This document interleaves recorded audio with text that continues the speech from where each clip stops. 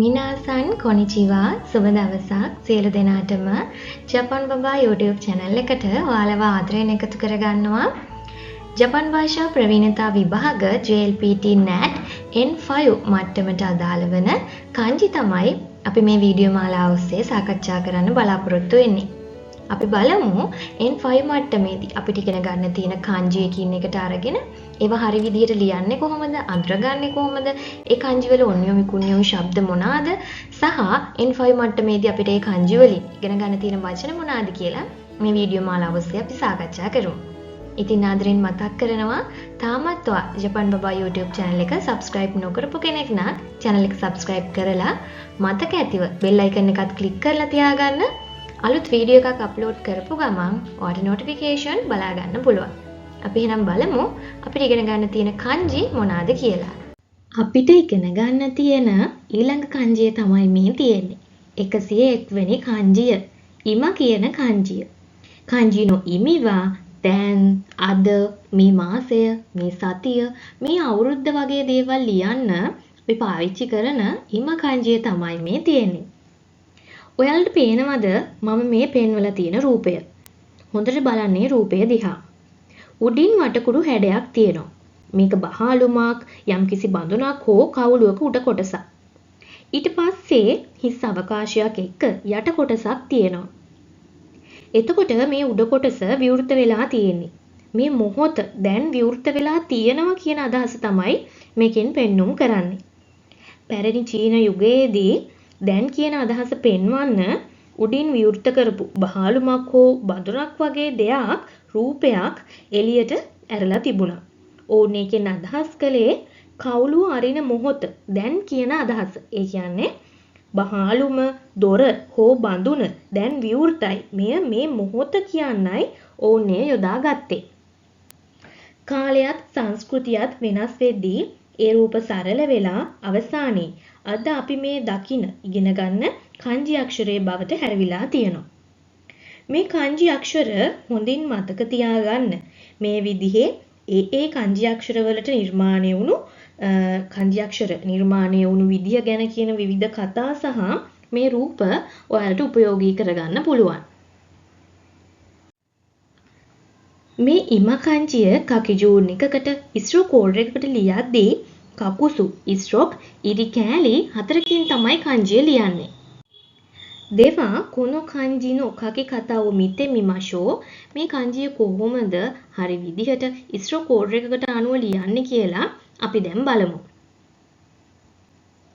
ඉචි knee සන් යොන් ඉචි knee සන් යොන් ඉචි knee සන් යොන් දෙවා කොනෝ kanji no යොමි කතාව මිතෙ මිමෂෝ මේ kanjiය කියවන ආකාර ඔන්යොමි කුන්යොමි ශබ්ද මොනවාද කියලා අපි දැන් බලමු. කුන්යොමි ශබ්දයක් තියෙනවා ඉම ඉම. ඔන්යොමි ශබ්ද දෙකක් තියෙනවා කොන් කින් කොන් කින්. මේ kanjiය තනිවම තියෙද්දි මේක උච්චාරණය කරන්නේ ඉම ඉම දැන්. ඊළඟ වචනේ බලන්න කොන්ගෙට්සු කොන්ගෙට්සු. මේ මාසය කොන් කියලා තමයි kanji මෙතනදී උච්චාරණය වෙන්නේ. කොන්ගෙට්සු මේ මාසය. ඊළඟ වචනය කොන්ෂු කොන්ෂු මේ සතිය. ඊළඟ වචනේ බලන්න කොතොෂි කොතොෂි මේ අවුරුද්ද. ඊළඟ වචනය කියෝ කියෝ අද. 102 වෙනි kanjiය අපිට ඉගෙන ගන්න තියෙන ඊළඟ kanjiය තමයි මේ තියෙන්නේ. අව් අයිමස් කියන kanjiය. kanji no ඉමිවා හමු වෙනවා දෙබස සමාගම සමාජය සම්මන්ත්‍රණය සමූහය එක්වීම සමගිවීම වගේ අදහස් ගොඩක් මේ kanjiයෙන් නිරූපණය කරනවා. ඉස්සර ඒ කියන්නේ පැරණි රූපාක්ෂර යුගයේදී අව් අයිමස් කියන kanjiයෙන් නිරූපණය කරන්නේ මිනිසුන් එකට එක්වන අයුරු. මේ රූපයට අනුව එක මත තබාගත් මිනිස් හැඩයක් වගේ උඩින් වටකුරු හැඩ කිහිපයක් යටින් පාද වගේ පෙන්눔 කරනවා. මේකෙන් අදහස් වෙන්නේ මිනිසුන් එකට එක්වීම හෝ එකම ස්ථානයක හමුවීම යන්න. ඊළඟට ඒ රූප සරල වෙලා එක මිනිසෙකුගේ වටකුරු හිසක්, සිරුර, පාද නිරූපණය කරනවා. පසුකාලීනව ඒ රූප සංකේතාත්මක හැඩයක් බවට පත් වෙලා තමයි අද අපි මේ ඉගෙන ගන්න kanji නිර්මාණය වෙලා තියෙන්නේ. අපි මේ ඉගෙන ගන්න kanji අක්ෂරයේ හැඩය වහලක් වගේ උඩ කොටස මිනිසුන් එකට එකතු වීමේ නිවහනක් වගේ. මේකේ මුල් අදහස වෙන්නේ මිනිසුන් කිහිප දෙනෙක් එකම තැනක එකට රැස් වෙලා ඒ කියන්නේ උඩින් වාසස්ථානයක් යටතේ කතා කරන තැනක් කියන අදහස. මේ අයිමස් කියන kanjiය කකෙජූන් එකකට ස්ට්‍රෝක් ඕඩර් එකකට ලියද්දී කකුසු ස්ට්‍රෝක් ඉරි කෑලි 6කින් තමයි kanjiය ලියන්නේ. දෙවා කොනෝ kanjino කකි කතාව මිතෙමිමෂෝ මේ kanjiය කොහොමද හරි විදිහට කකෙජූන් එකකට ස්ට්‍රෝක් ඕඩර් එකකට ලියන්නේ කියලා අපි බලමු. ඉචි නී සන් යොන් ගෝ රක ඉචි නී සන් යොන් ගෝ රක ඉචි නී සන් යොන් ගෝ රක දෙවා කොනෝ kanjino යොමි කතාව මිතෙමිමෂෝ මේ kanjiය කියවන ආකාර ඔන්යොමි කුණ්‍යොමි ශබ්ද මොනවාද කියලා අපි බලමු. කුණ්‍යොමි ශබ්දයක් තියෙනවා අව්. අව්.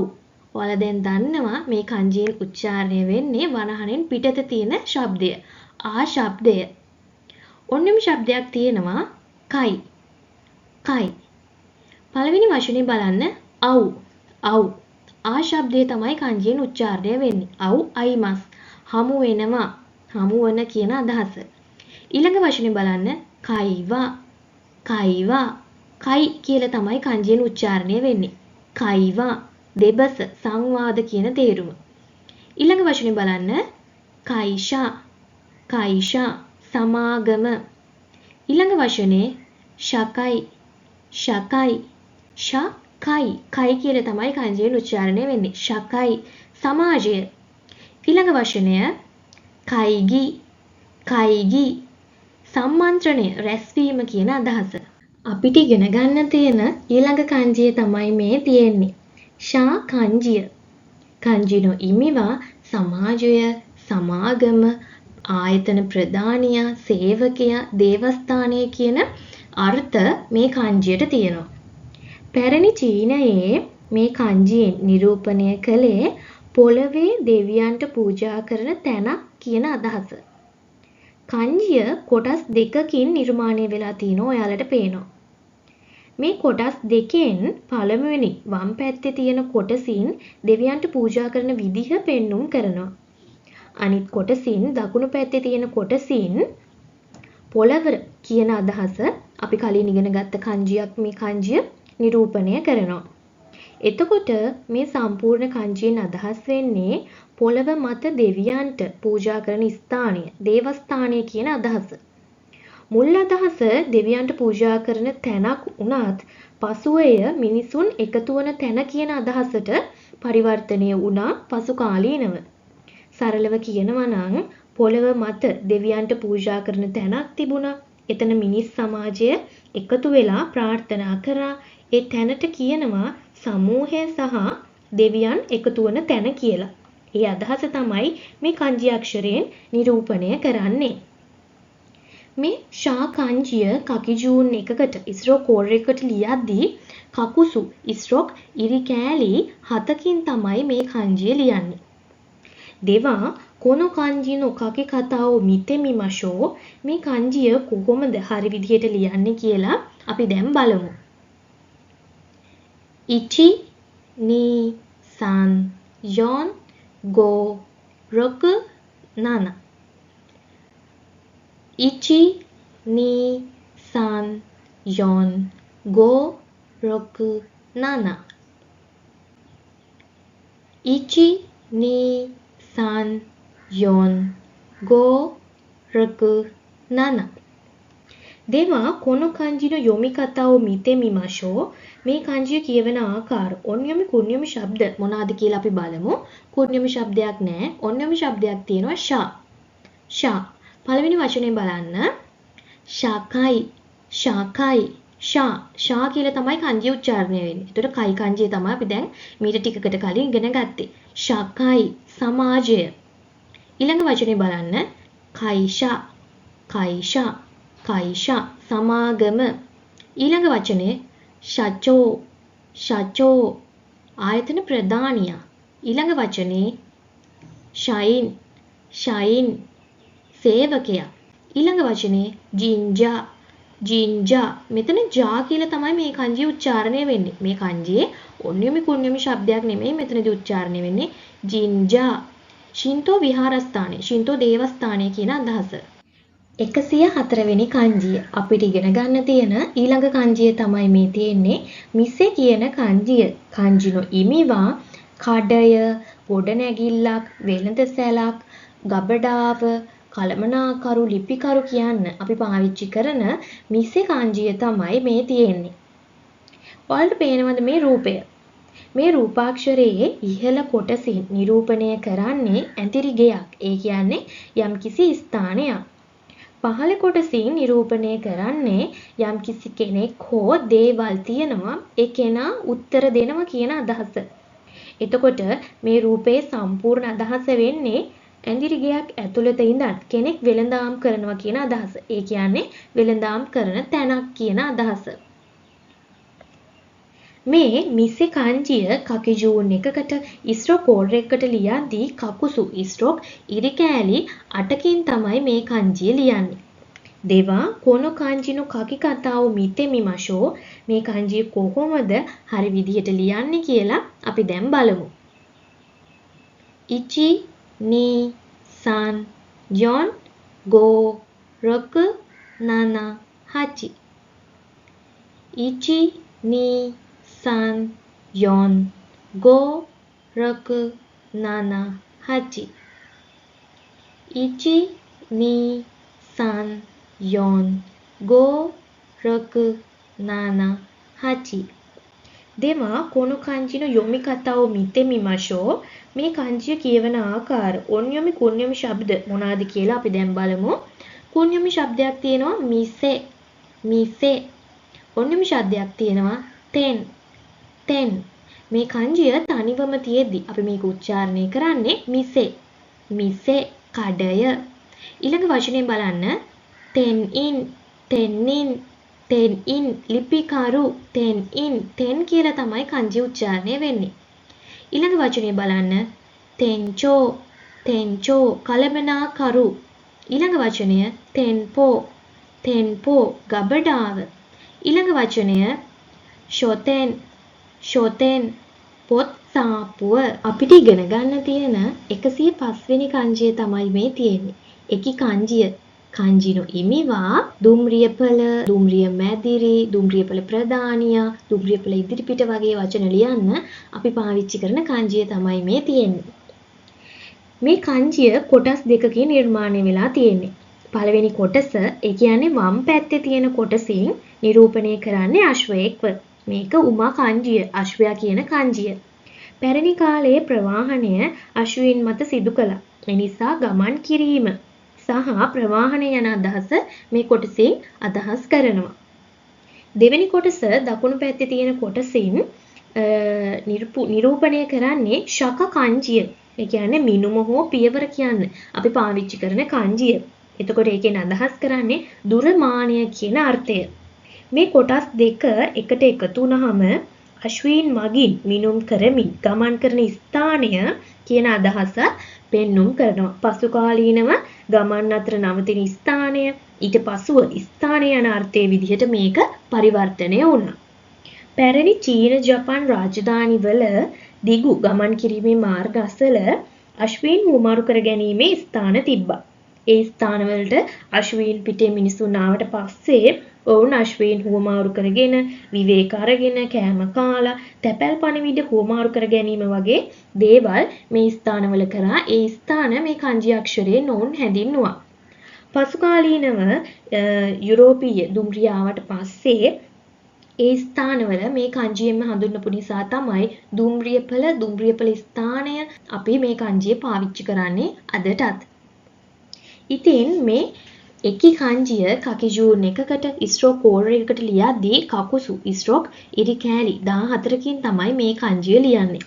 දෙවා කොන කංජිනු කකි කතාව මිතෙමිමෂෝ මේ කංජිය කොහොමද හරි විදිහට ස්ට්‍රෝක් කෝඩර් එකකට ලියන්නේ කියලා අපි දැන් බලමු.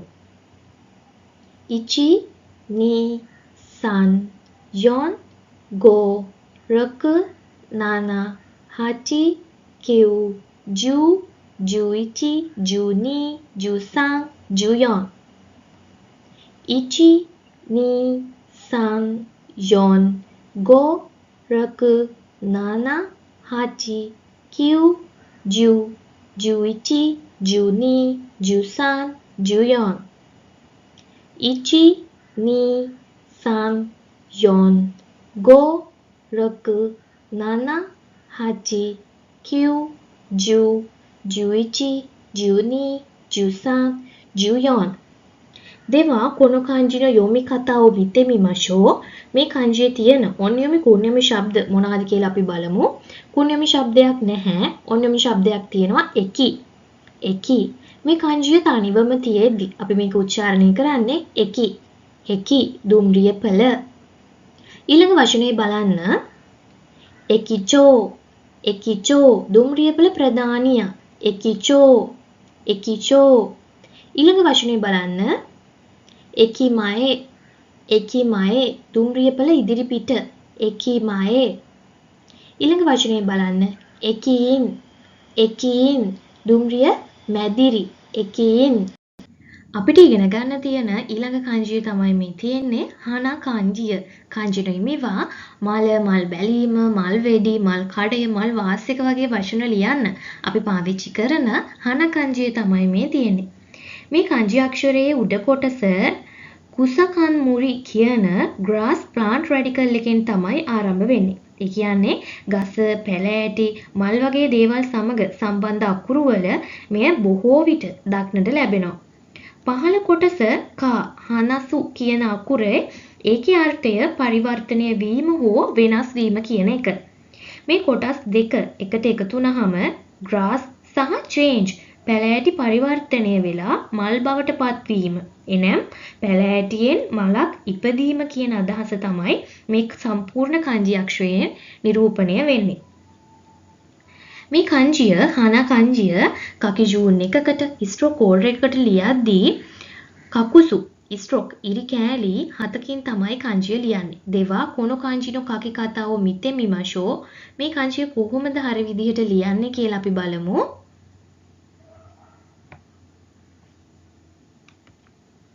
ඉචි ni san yon go rak nana ichi ni san yon go rak nana ichi ni san yon go rak nana දෙවා කොන කංජින යොමි කතාව මිතෙමිමෂෝ මේ කංජිය කියවන ආකාර ඔන්යොමි කුණ්‍යමි ශබ්ද මොනවාද කියලා අපි බලමු. කුණ්‍යමි ශබ්දයක් තියෙනවා හනා හනා. ඔන්යොමි ශබ්දයක් තියෙනවා කා කා. මේ කංජිය තනිවම තියෙද්දි අපි මේක උච්චාරණය කරන්නේ හනා හනා මල. ඊළඟ වචනේ බලන්න හනාමි හනාමි මල් බැලීම හනාමි. ඊළඟ වචනේ බලන්න හනාබි හනාබි මල් වෙඩි හනාබි. ඊළඟ වචනය හනාය හනාය මල් කඩය. ඊළඟ වචනේ බලන්න කබින් කබින් මල් වාසෙක. අපිට ඉගෙන ගන්න තියෙන ඊළඟ කංජිය තමයි මේ තියෙන්නේ. 107 වෙනි කංජිය කුනි කියන කංජිය. කංජිනු ඉමිවා රට, විදේශ රටවල්, විදේශිකයා, චීනය වගේ වචන ලියද්දි අපි භාවිතා කරන කංජිය තමයි මේ තියෙන්නේ. මේ කංජිය පැරණි චීන අකුරක මූලයෙන් ආව එකක්. මේකේ කොටස් දෙකක් තියෙනවා.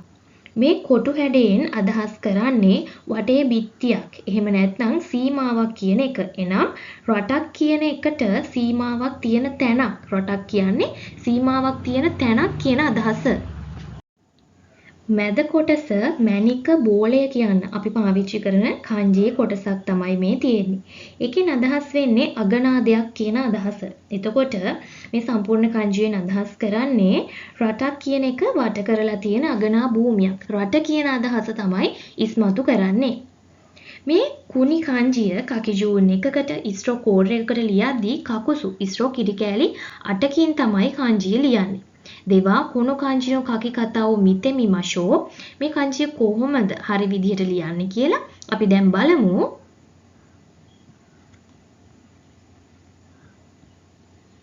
Ichi ni san yon go raku nana hachi. Ichi ni san yon go raku nana hachi. Ichi, ni, san, yon, go, raku, nana, hachi. දෙවා කොනෝ kanji no යොමිකතා wo mite mimashou මේ kanji කියවන ආකාර ඔන්යොමි කුණ්‍යමි ශබ්ද මොනවාද කියලා අපි බලමු. කුණ්‍යමි ශබ්දයක් තියෙනවා කුනි කුනි. ඔන්යොමි ශබ්දයක් තියෙනවා කොකු කොකු. මේ kanjiය තනිවම තියෙද්දි අපි මේක උච්චාරණය කරන්නේ කුනි කුනි රට. ඊළඟ වචනේ බලන්න ගයිකොකු ගයිකොකු විදේශ රටවල් ගයිකොකු විදේශ රටවල් ගයිකොකු.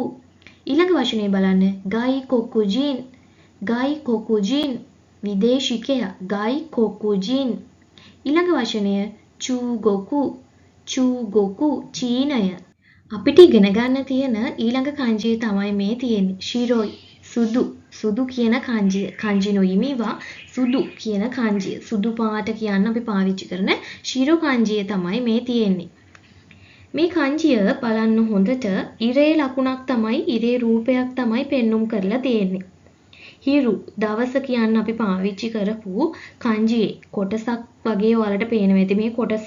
එතකොට මේකෙන් අදහස් කරන්නේ හිරුගේ ආලෝකය මිනිසුන්ට පෙනෙන විට ඒක පිරිසිදු සහ නිර්මල වර්ණයක් බවට එනම් සුදු බවට පත් වෙනවා කියලා තමයි මේ රූපයෙන් අදහස් වෙන්නේ. එතකොට මේ ඉර කියන එක තමයි සංකේතවත් කරලා මේ ශිරොයි සුදු කියන kanjiය නිර්මාණය වෙලා තියෙන්නේ. මේ kanjiය කකිජූන් එකකට ඉස්රෝ කෝඩ් එකකට ලියද්දී කකුසු ඉස්රෝ ඉරි කෑලි 5කින් තමයි kanjiය ලියන්නේ. දෙවා කොනෝ kanji no kaki kata wo mite mimashou මේ kanjiය කොහොමද හරි විදිහට ලියන්නේ කියලා අපි දැන් බලමු. Ichi, ni, san, yon, go. Ichi, ni, san, yon, go. Ichi, ni, san, yon, go. දෙවා කොනෝ kanji no යොමිකතා wo mite mimashou මේ kanjiයේ තියෙන ඔන්යොමි කුණ්‍යොමි ශබ්ද මොනවාද කියලා අපි බලමු. කුණ්‍යොමි ශබ්ද දෙකක් තියෙනවා ශිරෝ ශිරෝ සහ ශිරොයි ශිරොයි. එතකොට මේ වරහණෙන් පිටස කොටස තමයි මේ ශිරෝ කියන කොටස තමයි මේ kanjiයෙන් උච්චාරණය වෙන්නේ. ඔන්යොමි ශබ්දයක් තියෙනවා හකු හකු. පළවෙනි වචනේ බලන්න ශිරොයි ශිරොයි සුදු පාට ශිරොයි. ඊළඟ වචනේ බලන්න ශිරොකුරෝ ශිරොකුරෝ ශිරොකුරෝ සුදු සහ කළු. ඊළඟ වචනේ බලන්න මෂ්ශිරෝ මෂ්ශිරෝ ස්නෝ වයිට් මෂ්ශිරෝ. ඊළඟ වචනේ බලන්න හකුසයි හකුසයි හකුසයි. එතකොට හකු කියලා තමයි මෙතනදී මේ kanjiය උච්චාරණය වෙන්නේ හකුසයි ගෝවා. ඊළඟ වචනේ බලන්න හකුචෝ හකුචෝ හංසය හකුචෝ හංසය. අපිට ඉගෙන ගන්න තියෙන ඊළඟ kanjiය තමයි මේ තියෙන්නේ සොරා kanjiය. kanji no yimi wa අහස වාතය ගුවන් තොටුපළ කියන්න අපි පාවිච්චි කරන සොරා kanjiය තමයි මේ තියෙන්නේ. පුරාණ චීනයේ මිනිසුන් හිතුවා අහස කියන්නේ ගොඩනැගිල්ලකට ඉහළින් විවෘත වුණු හිස් තැනක් වගේ එකක් කියලා. ඒ නිසා වුන් අවකාශය සහ ගොඩනැගිල්ලේ ව්‍යූහය කියන kanji එකතු කරලා තමයි මේ සොරා කියන kanjiය හදලා අහස හිස්කම ශූන්‍යතාවය කියන අදහස මේකට දුන්නේ. ගොඩනැගිල්ලක් ඉහළ විවෘත වෙච්ච තැන අහස කියන අදහසින් තමයි මේ kanjiය නිර්මාණය වෙලා තියෙන්නේ. මේ සොරා kanjiය කකිජූන් එකකට ස්ට්‍රෝක් කෝඩ් එකකට ලියද්දී කකුසු ස්ට්‍රෝක් ඉරි කෑලි 8කින් තමයි kanjiය ලියන්නේ. දෙවා කොනෝ kanji no kakikata wo mite mimashou. මේ kanjiය කොහොමද හරි විදිහට ලියන්නේ කියලා අපි බලමු. ichi ni san yon go raku nana hachi. ichi ni san yon go raku nana hachi. ichi ni san yon go raku nana hachi. දෙවා කොන kanji no yomikata wo mite mimashou. මේ kanjiයේ තියෙන ඔන්යොමි කුන්යොමි ශබ්ද මොනවාද කියලා අපි බලමු. කුන්යොමි ශබ්ද දෙකක් තියෙනවා. සොරා සොරා සහ zora zora.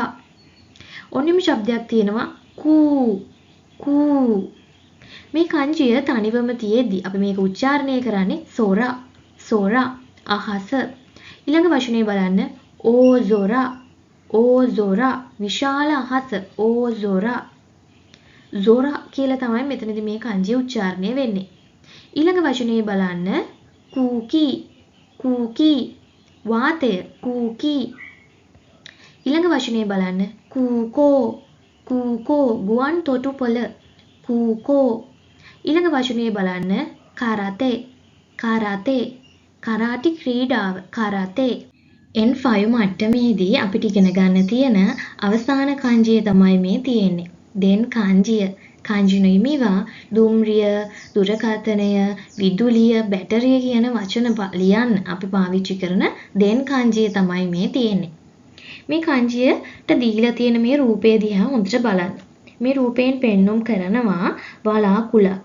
එනම් අහස හෝ මීදුමෙන් පිරුණු ආකාශය එකෙන් අදහස් කරනවා. වලාකුළෙන් පහළට විහිරුණු රේඛා කිහිපයක් දකින්න ලැබෙනවා. අකුණු සහ වර්ෂාව පෙන්눔 කරනවා. ඒකෙන් අදහස් කරන්නේ පෙන්වන්නේ පරිසරයට බලපාන ශක්තිමත් බලයක්. එනම් විදුලි බලය හෝ තාරකා ශක්තිය පෙන්눔 කරනවා. ඊට පහළින් පස හෝ කෙතක් වගේ රූපයක් පෙන්눔 කරනවා. ඒකෙන් භූමිය කියන අර්ථය නිරූපණය කරනවා. එතකොට මේ සම්පූර්ණ රූපයෙන් වලාකුළකින් අකුණක් පහළට වැටෙන විට භූමියට විදුලි බලය ඇතුළත් වෙන බව තමයි අදහස් කරන්නේ. ඒක තමයි මේ kanjiයෙන් නිරූපණය කරන්නේ. එතකොට පුරාණ කාලයේ මිනිස්සු අකුණු දැකලා හිතුවා අහසින් වැටෙන බලවත් ආලෝකය ඒක ශක්තියක් කියලා. ඒ නිසා තමයි එහෙම හිතලා තමයි වලාකුළු විදුලි බලය පසට වැටෙන රේඛා ලෙස මේ රූපය නිර්මාණය කරලා තියෙන්නේ. අපිට මේක මතක තියාගන්න පුළුවන් ලේසියෙන් මේ විදිහට වලාකුළකින් පහළට අකුණු වැටෙන විට එය විදුලි බලය බවට පත් වෙනවා. ඒ අදහසින් නිරූපණය වෙච්ච ඒ අදහස නිරූපණය කරන kanjiය තමයි මේ තියෙන්නේ den kanjiය. ඒ විදිහට ඔයාලට මතක තියාගන්න පුළුවන්. මේ kanjiය තමයි අපි N5 මට්ටමේදී ඉගෙන ගන්න අවසාන kanjiය 110 වෙනි kanjiය. මේ den kanjiය කකිජූන් එකකට ස්ට්‍රෝක් කෝඩ් එකකට ලියද්දී කකුසු ස්ට්‍රෝක් ඉරි කෑලි 13කින් ලියන ටිකක් විශාල kanjiයක්. දෙවා කොනු kanji no kakikata wo mite mimashou. මේ kanjiය කොහොමද හරි විදිහට ලියන්නේ කියලා අපි බලමු. ichi ni san yon go raku nana hachi kyu ju juichi juni jusan. ichi ni san yon go raku nana hachi kyu ju juichi juni jusan. ichi ni san yon go raku nana hachi kyu ju juichi juni jusan. දෙවා කොන kanji no yomikata wo mite mimashou. මේ kanjiයේ තියෙන ඔන්යොමි කුන්යොමි ශබ්ද මේ kanji උච්චාරණය කරන විදි මොනවාද කියලා අපි බලමු. කොන්නෙම ශබ්දයක් නැහැ. ඔන්නෙම ශබ්දයක් තියෙනවා den. den. පළවෙනි වචනේ බලන්න densha. densha දුම්රිය densha. ඊළඟ වචනේ බලන්න denwa. denwa kanji උච්චාරණය වෙන්නේ den කියලා. denwa දුරකථනය. ඊළඟ වචනේ බලන්න denki. denki විදුලිය denki. denchi. denchi බැටරිය denchi. ඊළඟ වචනේ denchi බැටරිය. අපි දැන් N5 මට්ටමට ඇතුළත් වන kanji 110ම ඉගෙනගෙන ඉවරයි. ඉතින් මං හිතනවා ඔයාලට දැන් N5 මට්ටමට අදාළ kanji පිළිබඳව හොඳ අවබෝධයක් ඇති කියලා. ඒ වගේම මේ වීඩියෝ එකේ නොතේරුණු අපැහැදිලි තැනක් තියෙනවා නම් අනිවාර්යයෙන්ම කමෙන්ට් එකක් දාන්න. ඒ වගේම වීඩියෝ එක හොඳයි කියලා හිතෙනවා නම් ඔයාගේ අදහස පහලින් කමෙන්ට් කරන්නත් අමතක කරන්න එපා. ජපන් භාෂාව ඉගෙන ගන්න කැමති උනන්දුවක් දක්වන ඔයාගේ යාළුවන්ට බලන්න වීඩියෝ එක ෂෙයා කරන්න කියලා තාත්‍රයෙන් ඉල්ලනවා. කියවනු රෙස්සුන්වා කොකොමදේ දෙස් සයිගොමදේ මිතකුරෙතේ අරිගතෝ ගොසයිමෂ්ටා. චැනල් තෝරක්කු තෝයිනෙයෝ යොරෝෂිකු ඔනෙගායිශිමාස්.じゃまたね次の動画で会いましょう。